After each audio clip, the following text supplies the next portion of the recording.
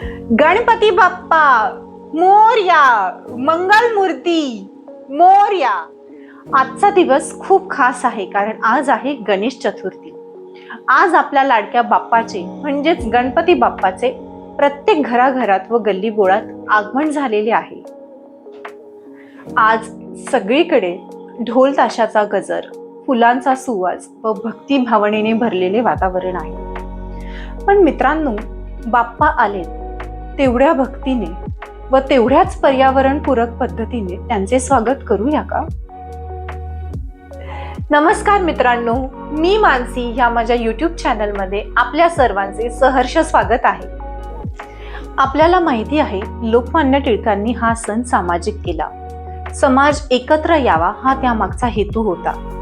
आज आपण सर्वजण एकत्र येऊन हा सण साजरा करतोय. पण यातून निसर्गाशीही आपली नाळ जुळली पाहिजे. सध्याच्या समस्या: नंबर 1, डीजे आणि मोठा आवाज.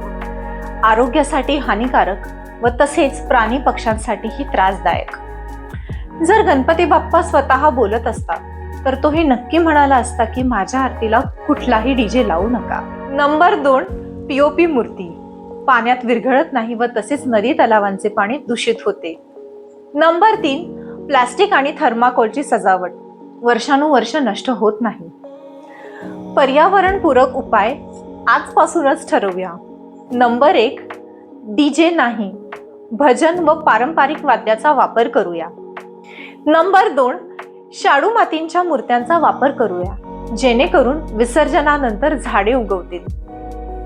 नंबर 3, मंडपात बांबू, फुलं, कापड वापरून नैसर्गिक सजावट करूया. नंबर 4, सोलर दिव्यांचा वापर करूया, जेणेकरून बाप्पालाही आनंद आणि निसर्गालाही दिलासा. नंबर 5, फुलं, नैवेद्य विसर्जनानंतर कंपोस्ट मध्ये बदलवूया.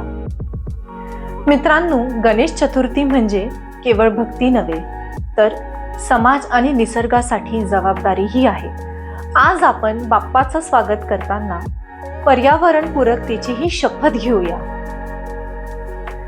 चला यावर्षी नारा देऊया, डीजेला नकार व पर्यावरणपूरकतेला स्वीकार.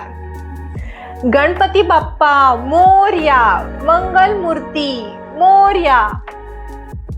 ध्वनी प्रदूषणाची पातळी मोजणारे यंत्र 2 स्वरूपात सहज उपलब्ध आहेत. नंबर 1, कायमस्वरूपी भिंतीवर आकडे दिसतील व त्याची नोंद ठेवतील असे लाल रंगातील फलक. नंबर 2, आकड्याची तर पातळी दाखवतातच, पण त्याशिवाय दर सेकंदाला 1 याप्रमाणे 84,600 सेकंदात नोंदणी स्मरणात ठेवतात.